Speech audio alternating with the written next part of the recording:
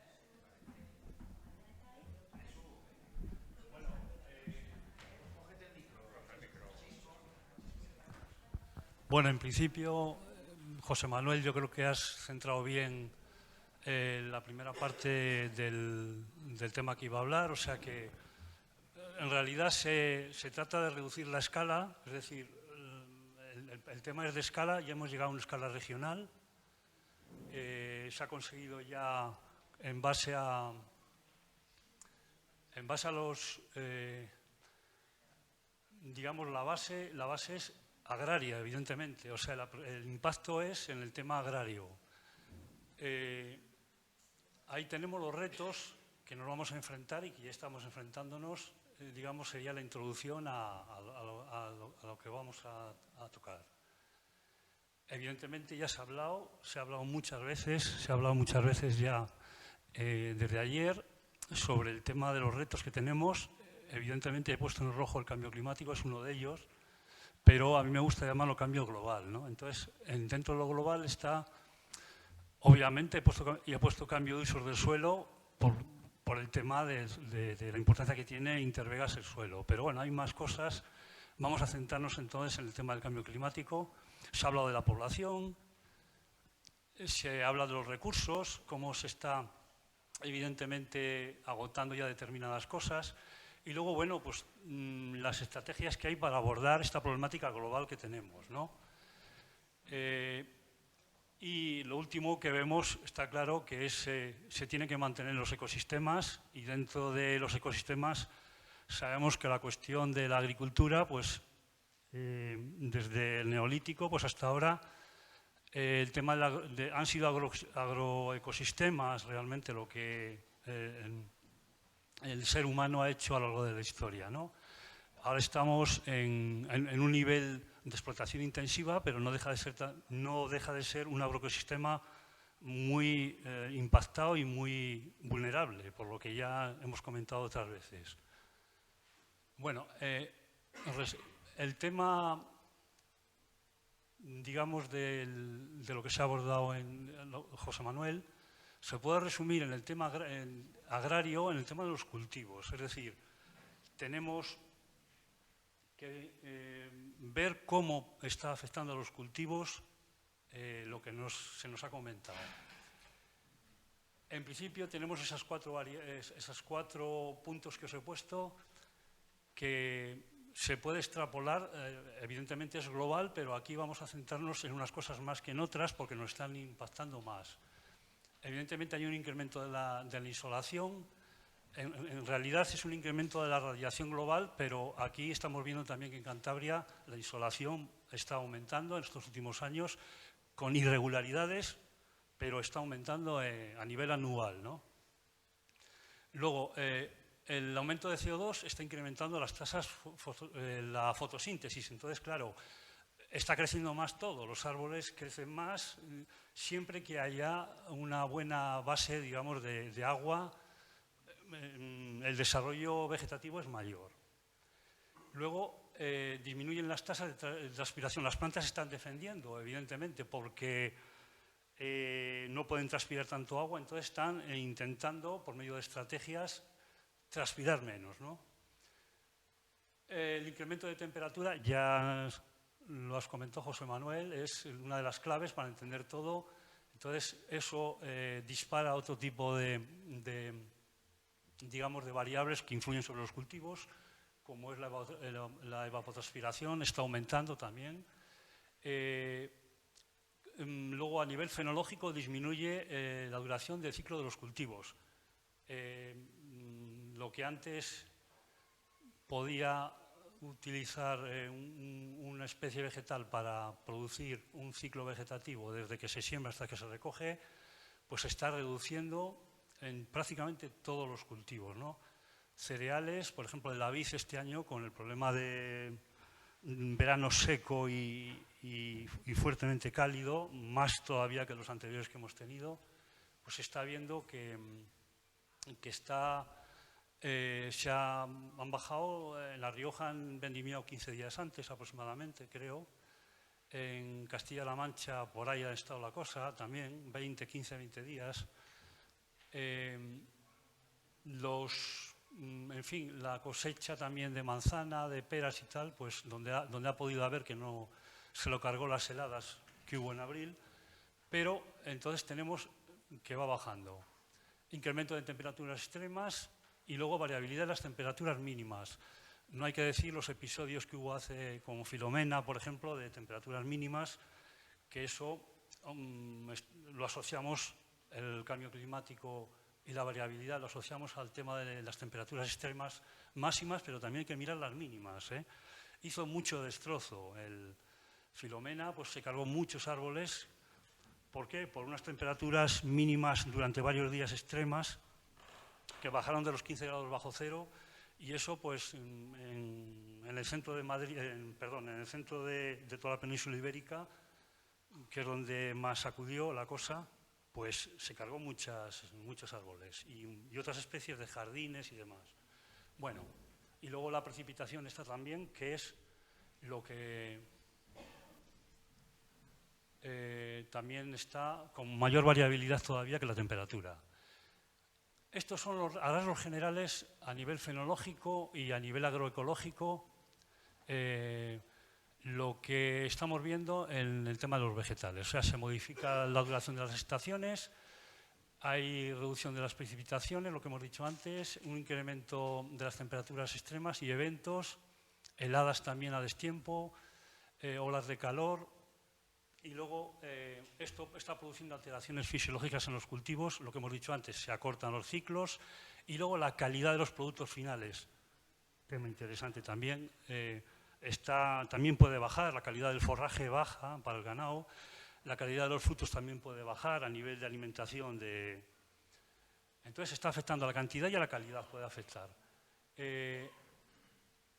Luego un atraso en la floración, al revés, adelanto en la floración, lo que hemos dicho antes de fenología, y aparición de nuevas especies invasoras y plagas. Hay cantidad ya catalogadas en estos últimos 10 años. Por ejemplo, en la huerta, en Cantabria, hay varias plagas ya que se nos han metido de otros, procedencia sudafricana o procedencia de Sudamérica. Ya las que teníamos anteriormente están progresando más, se adaptan mucho mejor a los nuevos planteamientos que hay de temperatura y de humedad y van evolucionando. Estamos perdiendo biodiversidad ya, también está constatado, ni que decir tiene. Luego, reducción de pastos verdes, este año se ha visto extraordinariamente.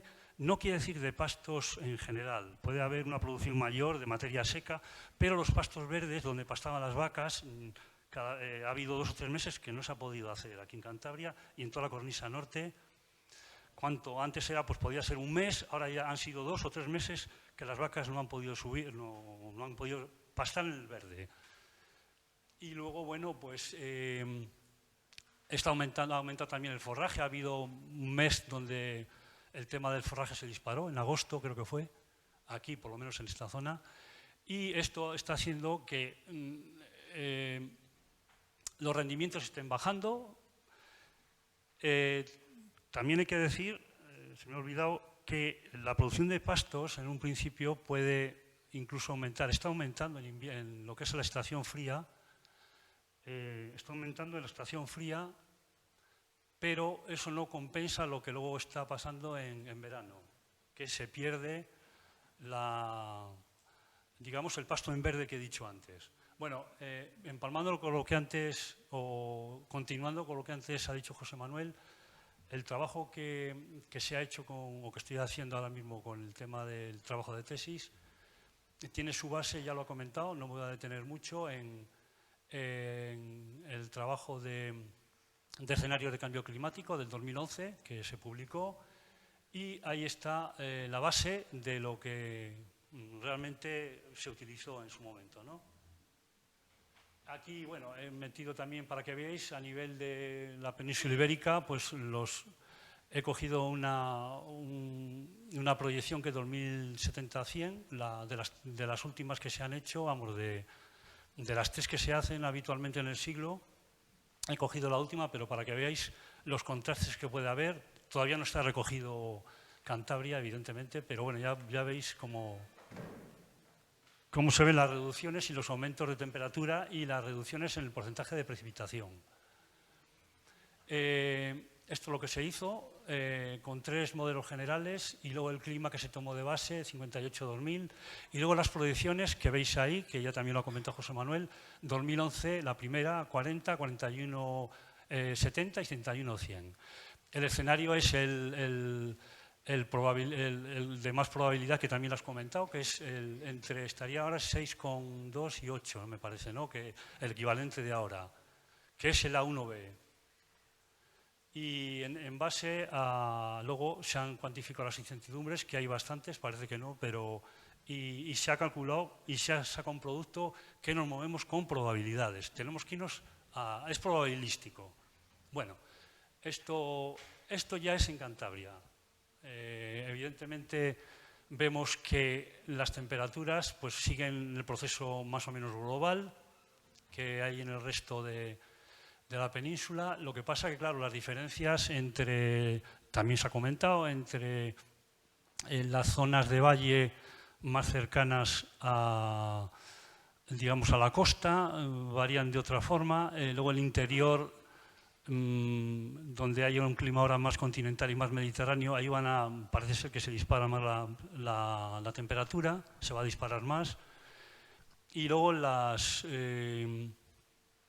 bueno, entre 2 y 5 grados, ese es el arco que se consigue al final ver como probable. Y las precipitaciones es más difícil, digamos, ver lo que puede suceder así a nivel prospectivo, pero sí que tenemos entre un 20 y un 40% de reducción, sobre todo también en el interior. Lo más mediterráneo, que se comentó antes, se va a volver todavía más mediterráneo en proporción, en valor absoluto, que comparándolo con la costa o incluso con las zonas altas de montaña, ¿no? Que también van a ser de lo más vulnerable.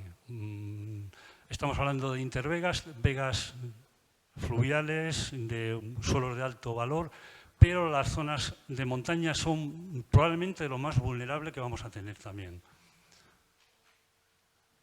Aquí os he puesto también el tema del régimen hídrico, para que veáis, no sé si se aprecia, bueno, tenemos el azul oscuro, digamos que teníamos el clima oceánico, marítimo oceánico, que es el que tenemos ahora, en este momento, y luego en los 3 escenarios. Veis como el azul oscuro, que es el propio del paisaje de Cantabria, el propio que todavía seguimos teniendo, Pero luego el azul con un tono menor, ese ya es un Mediterráneo húmedo. Es decir, ahí, como veis, está la zona sur, Liébana, y la zona sur que antes hemos comentado, pero veis que por la zona oriental se empieza ya a meter un Mediterráneo húmedo, y también por la zona sur empieza ya a aparecer también un Mediterráneo más seco, que es el tipo ya castellano, es decir, el de Valladolid o el de Zamora o el de Castilla-La Mancha, o bueno, que ya conocéis los que estáis aquí, que procedéis de esas zonas, ¿no? Entonces, claro, esto no lo teníamos hasta hace poco. Veis en el 2041-70 cómo se reduce una mancha de azul oscuro, y eso sería el paisaje que ahora tenemos. Veis cómo se ha reducido, queda en la zona más húmeda, que es la zona de Miera y de Pas, donde estamos ahora, pero va ganando el Mediterráneo húmedo, pero no deja de ser Mediterráneo, ya con más de un mes ya de sequía. O sea, el Mediterráneo ya cuando hay un mes más se considera seco el balance hídrico, es cuando ya pasamos a considerarlo. ¿Esto qué puede suponer a nivel de cultivos? Que es lo que al final tiene más interés también en el tema de la ponencia. Bueno, pues que en Cantabria, evidentemente, en la zona norte, o sea, es toda la cornisa cantábrica, ¿no? Disminución de forma notable de la diversidad, es decir, todos los agroclimas que tenemos pues van a quedarse reducidos a 2 o 3, ahora hay 8 dentro de la clasificación que hemos utilizado, y se pueden corroborar con, bueno, pues con cantidad de cultivos que se pueden dar en determinadas zonas, o sea que son climas reales o agroclimas que existen, ¿no? Y estos van a ir reduciéndose, ¿no? El paisaje que tenemos asociado al marítimo y a lo que es la montaña, o sea, Cantabria como, pues evidentemente va a desaparecer, se va a mediterraneizar, y probablemente antes probablemente de lo esperado vaya a desaparecer, antes incluso que los escenarios nos están dando, a tenor de lo que ha pasado, por ejemplo, también este año, ¿no? Bueno, en estos agroclimas se define la vocación. ¿Qué es lo que sucede? Que va a desaparecer el paisaje que realmente caracterizaba al norte y en particular a Cantabria, ¿no? A lo largo de la historia. Va a desaparecer, vamos a tener cada vez, sobre todo desde mayo hasta septiembre, los prados más oscuros, es decir, como decía Fontuyol, la España parda, ¿no? Cuando distinguía entre la España verde y la España parda. Bueno, aquí están lo que hemos dicho antes. Fijaros la diversidad que hay de agroclimas, y como esto es ahora mismo, bueno, fue hasta el 90, que podemos extrapolarlo todavía ahora mismo, ¿no? Veis que se va reduciendo, solamente los amarillos y los marrones oscuros serían los mediterráneos, pero fijaros cómo va a ir ganando, cómo aparece el naranja por la parte oriental y occidental, y cómo en los valles interiores también va ganando, y cómo desde el sur se va metiendo el amarillo y el marrón, que son claramente mediterráneos. Entonces, viene de la parte oriental y va del sur hacia el norte. Y veis este verde, el verde lo único que va quedando ya es lo que decíamos antes, que es la zona de Miera y del Pas, solamente va quedando esa zona. Queda un Mediterráneo marítimo que es el color rosa, que es el que va efectivamente ya, pues en este escenario, casi a mitad de siglo, un poco más, en el 70, vemos que han desaparecido ya prácticamente los agroclimas que caracterizan, que son los marítimos o los oceánicos o los de montaña. Aquí están los 4 para que veáis el cambio tan fuerte que ha habido, o que está plasmado en los escenarios que se han utilizado. Y ya para ir terminando, en los pastos, los impactos, lo que hemos dicho antes, van a ser sobre todo en los pastos, pero claro, no va a ser lo mismo en la estación cálida que en la fría, ¿no?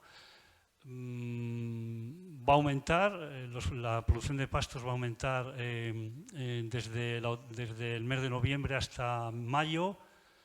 Se van a conseguir más cortes y ya se está viendo también, pero luego el verano pues, va a ser más implacable, ¿no? Lo que es desde mayo hasta octubre, que es la estación cálida. Bueno, el maíz también este año ha resistido, pero ya se está viendo también, es una planta que puede resistir, se puede dar con un Mediterráneo húmedo, pero también está empezando ya a notarse en algunas zonas que baja el rendimiento. Luego, el maíz tan importante, digo, para la cornisa norte, claro, el maíz es para los silos y para el ganado es muy importante, ¿no? Y en el resto de España también, en el resto de zonas ganaderas. Luego, el aumento, bueno, el dióxido de nitroso, esto es lo que hemos dicho antes, la vegetación crece más siempre y cuando tenga una buena humedad y la fertilización adecuada. O sea, todo crece más, se tiene que podar más, yo lo estoy observando, las podas han aumentado de árboles, de todo, porque crece, evidentemente, el CO2 está influyendo en una mayor tasa. Y luego los patrones, los días de lluvia, han bajado los días de lluvia, claramente, ha aumentado la torrencialidad, me parece que llevamos 60 o 70 días menos de lluvia. Lluvia llevamos cuando llueve más de 0,1 milímetros de precipitación, y ha bajado pues, 60 o 70 días, que es una auténtica burrada para lo que solíamos habitualmente estar acostumbrados en la costa. Y ya, bueno, pues la respuesta de los cultivos no es compleja. Aquí, ya para ir terminando, os voy a dar una continuidad de mapas para que veáis un cultivo como es el Lolium, que ya Enrique lo hemos visto muchas veces. Es significativo que en todo el norte se cultiva mucho, en Asturias, norte de Galicia, Cantabria, País Vasco. Y veis que se va reduciendo lo que es el amarillo, digamos, y el rojo sería donde el marginal y el inadecuado. Y el óptimo sería el verde y el amarillo. Pero veis cómo aumentando en el tercer escenario, en 41,70 se reduce bastante, queda reducida la costa y en algunas partes ya va subiendo en altura. Y ya veis en el último periodo cómo queda reducido pues, prácticamente en los porcentajes están ahí, pero a la mitad o incluso menos.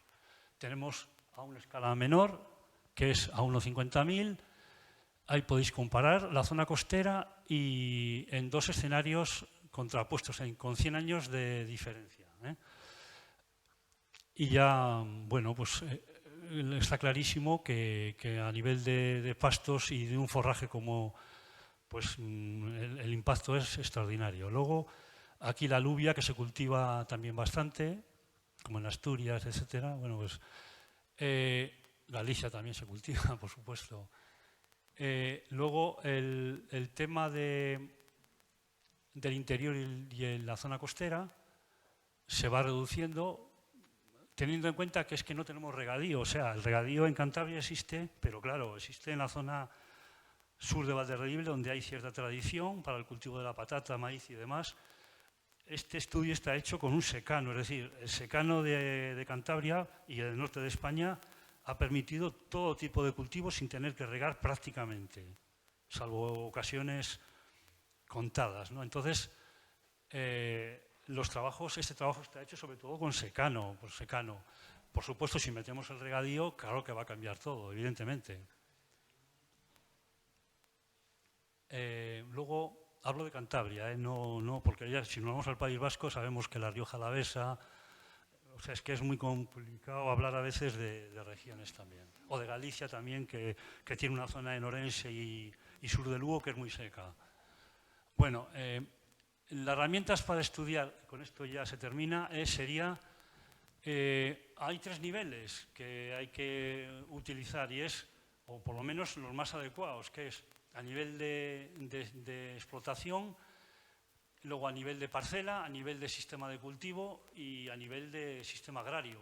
Estas son las escalas que ya se ha hablado, que habéis hablado, durante muchas charlas habéis hablado de las escalas, de los instrumentos que hay que utilizar, de los momentos en que hay que actuar. Bueno, y esto es un poco el panorama que había en algunos sitios.